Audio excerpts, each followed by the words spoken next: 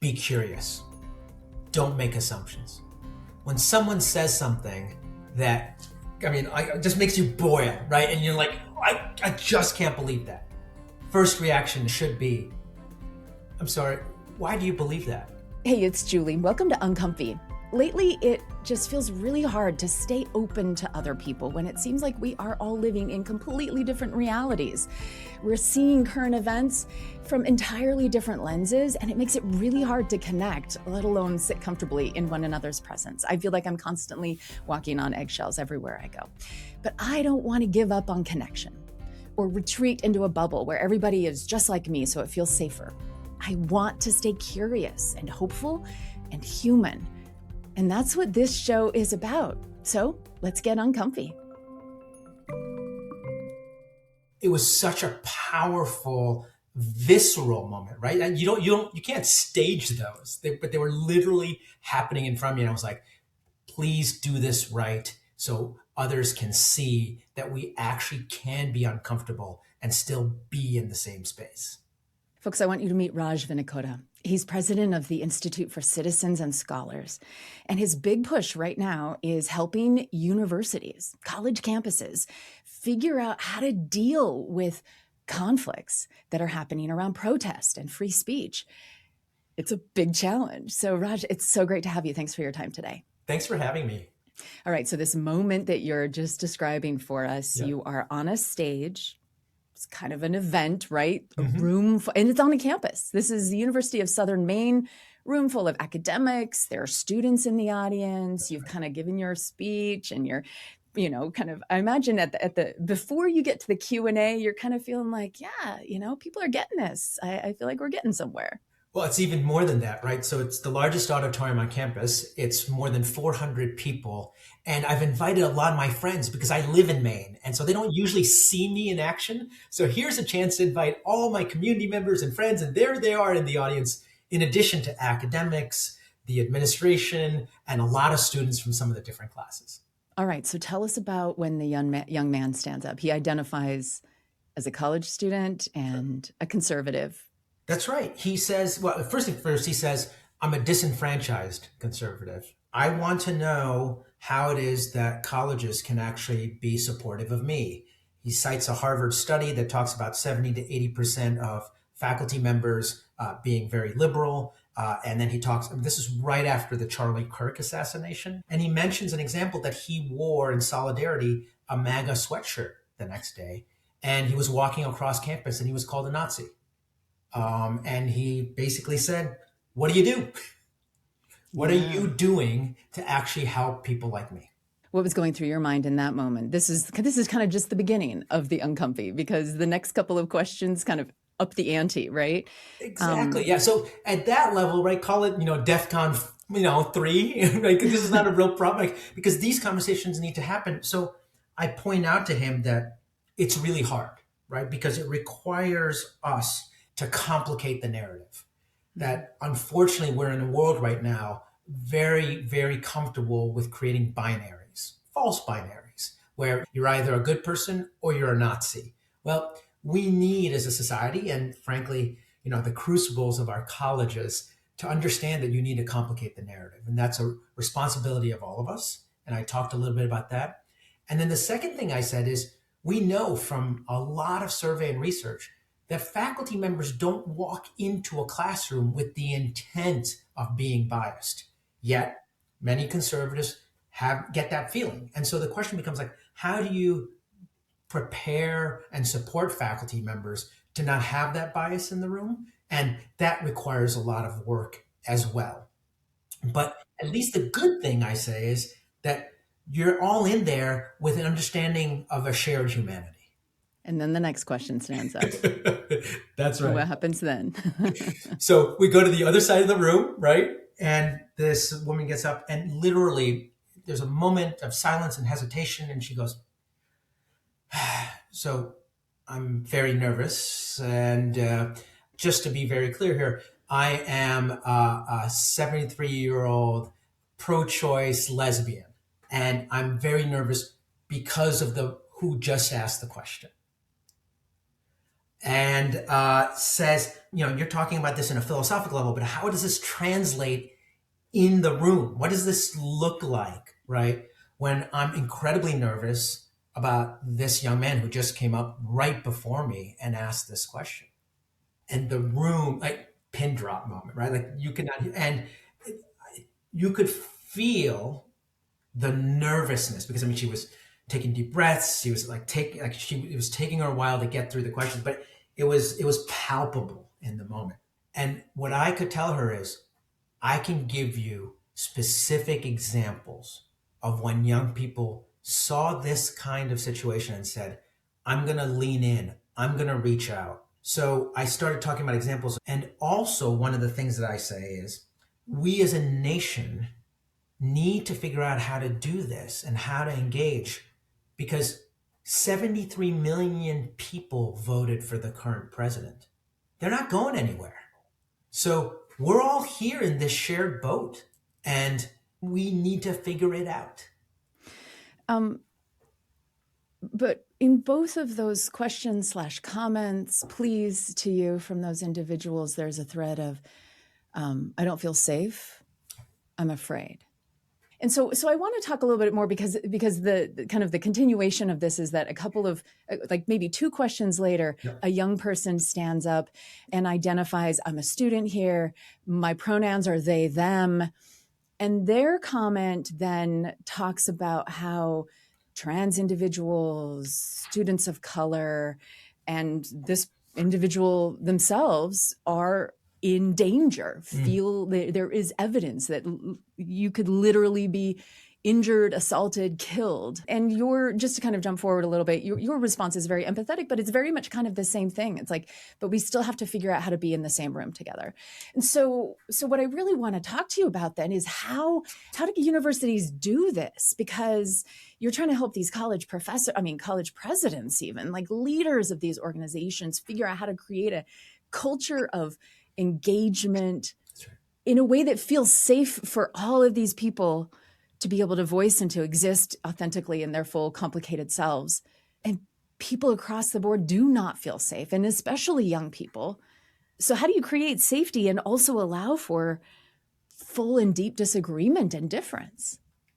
So this is part of my answer to that third question. I start off with saying, you have an absolute right to create the norms for the conversation and to debate what those norms should be before you even get into the content. So what do you mean by that? Flesh that out. What do you mean creating norms? Are we talking about creating language that's appropriate, that's not appropriate? Are you talking about like silencing, policing language? Because even the idea of creating norms makes could feel like anti-free speech. Yeah, usually the kinds of norms that we talk about is when there is a moment where someone doesn't feel safe, that there is an opportunity to stop the conversation and discuss why that person's safety, is compromised, and how to address that before you go back into the content. And so when there's a moment where things aren't working out, you take a time out and you're like, why aren't they working out? And then you get back to doing the work. But the question becomes, what is the moment? What are the mechanisms where you can say, whoa, hold on, we got to do a timeout here. So that is usually how you'd want to drive the norms. You can also have more constrained norms, right? If everyone agrees to them, that's fine. But you start with saying like, okay, there are a few things that you want to make sure are inviolate. Share humanity. We're all trying to work to get to an answer. Assume good faith. And then there's a set of processes that say, okay, if somehow you suddenly feel like we've just gone outside of the norms, what's the mechanism by which we're going to try to tackle that issue? Interesting. Okay. One of the things that we're struggling with right now is we've lost figuring out what are the habits, practices, norms, what are the things we do and how we interact with each other.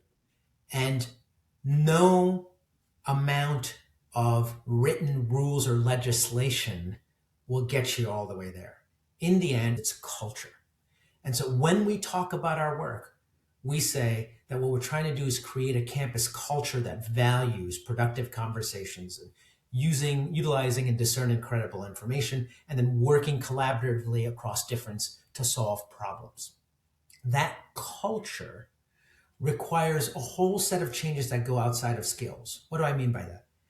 Unfortunately, when you try to solve these kinds of problems, you're like, oh, we just need to teach everyone the skill of listening and empathizing and how to work together.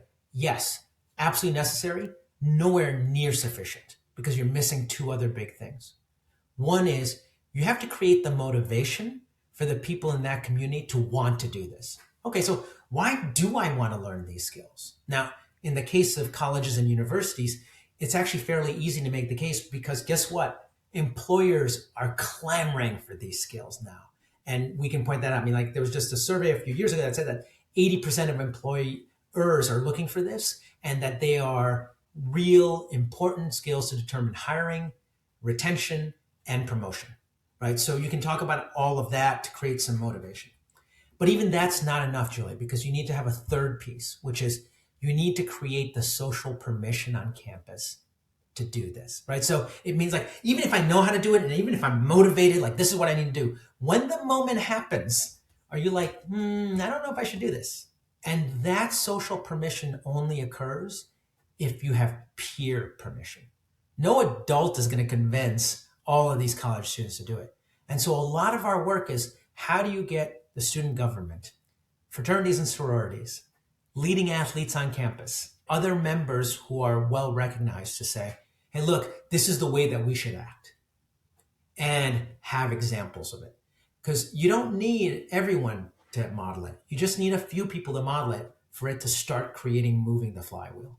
So if we can just take this really personal for a moment, then what does you're working on the highest levels on university campuses, but all of us in this country are in the same boat, right? We're all kind of swimming along and it feels very choppy right now.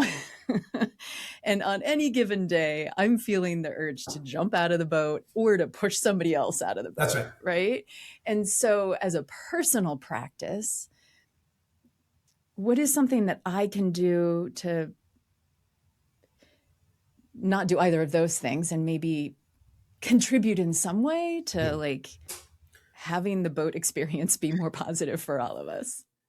So the single most important thing I tell people who ask me this question is be curious. Don't make assumptions. When someone says something that, it just makes you boil, right? And you're like, I just can't believe that. First reaction should be, I'm sorry, why do you believe that? Or I'm really curious because I don't understand that point of view, but I want to learn. Like, why is that true? And just be curious and just seek to understand, which in those kinds of heightened moments is incredibly difficult, right? So if you can just work on one skill, that's one. The second in that context is to really practice listening skills, right? So the question that follows the curiosity question is, okay, so if I understand correctly, the reason that you feel that is X. Do I understand that? Simply doing those two things will both lower the temperature in that conversation, but also open up the posture of the other person to be more willing to say, okay, if you have a different point of view and push back, I've been heard and people haven't judged me. Those are the most important things that you can just do on a day-to-day kind of moment-to-moment basis. Is there a disagreement in your own life, a difference of views that you've had to actually put this to practice so that you could both stay in the boat effectively? Julie, there's always conversations like that. I have an adolescent at home, so by definition, yes. But I'll bring up a very specific example that's content related, which is my daughter and I kind of have different views around patriotism, right? I'm an immigrant. I moved here with my family when I was 7. This country has given me the opportunity to get extremely well educated, to have a tremendous life, to be able to do the things I want to do, to be financially stable. I love this country. My daughter, who was born here 20 years ago, has seen many of the worst parts of this country and is worried about, what's going on in terms of society, in terms of a democracy that doesn't seem to be willing to actually address the greatest challenges that they see, that is willing to go to war at the drop of a hat, worried about structural major issues and climate change and so on. And so she's like, I'm not really convinced whether democracy is actually doing so well. And I'm not so convinced that we're the shining light. And so we've had this conversation. I remember the first time I was kind of like thrown, right? I just assumed that she was just as excited and believed in this country just like I did. And I came to realize she had a different set of data from her own experiences. And so, yeah, we're going to be in the same boat because we're related. And going to be in the same boat because I love her unconditionally. But we're also going to have some difficult perspectives. And that's just one example of it. Do you hope to change her mind?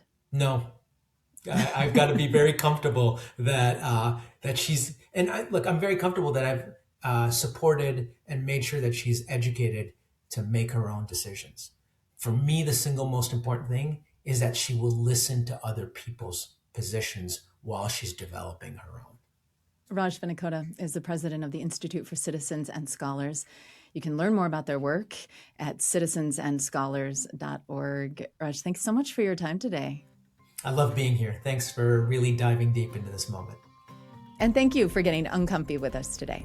How are you practicing having better conversations with people you disagree with? I'd love to hear what's working for you, or even what's not. Let's learn from our mistakes, yeah? You can email me at uncomfy@byu.edu or find us on social media to keep the conversation going. We are at uncomfy.podcast on Instagram. Uncomfy is a BYU radio podcast. Samuel Benson produces it, and the team includes Hyobin Kim and Sam Payne. Our theme music was composed by Kelsey Ney. I'm Julie Rose. Can't wait to get uncomfy with you again next week. Hey, it's Julie. Before you go, I want to let you know about a new BYU radio podcast that I think you'll really appreciate, especially if conflict feels like a constant in your life. Which, let's be honest, we all feel that way, right? This show is called Conflict Coach with Dr. Emily Taylor. She's a certified mediator, a mom of 5, and she knows firsthand how messy and meaningful relationships can be. On every episode, she helps real people work through real struggles. Maybe it's tension with a coworker or a neighbor or a family member. And the advice she gives is practical, compassionate, and grounded in real expertise. Conflict is part of life, but it doesn't have to take over your life. You can find Conflict Coach with Dr. Emily Taylor on Apple Podcasts, Spotify, YouTube, or anywhere you listen.